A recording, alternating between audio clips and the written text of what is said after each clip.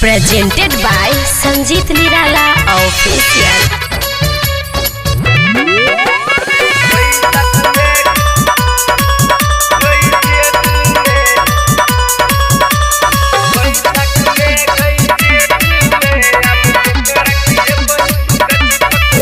गई माघ गुजरलो फागुन मजरलो। अच्छा चैत में बड़का टुकला भेलो। बैसाख में गई जेठ में आम के रखिए बही तू गछ पकुआ। बैसाख में गई जेठ में आम के रखिए बही तू गछ पकुआ। बैसाख में गई जेठ में आम के रखिए बही तू गछ पकुआ। बैसाख में गई जेठ में आम के रखिए बही तू गछ पकुआ। तो का कर लेबा?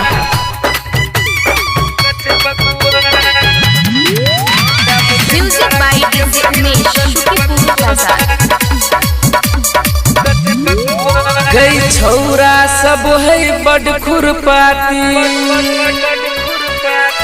ऊपरी चढ़ को ऐठ दे तो डंटी। बैसाख में गई जेठ में आम के रखिए बही तू गछ पकुआ। बैसाख में गई जेठ में आम के रखिए बही तू गछ पकुआ। हाँ बैसाख में गई जेठ में आम के रखिए बही तू गछ पकुआ। बैसाख में गई जेठ में आम के रखिए बही तू गछ पकुआ। अच्छा ऐसे मत बोला। Music by DJ Umesh, Shukipur Bazaar. गई आम देखै में से नूरिया लगे छे। ऊपर में लाल भीतर खट्टा लगे छे।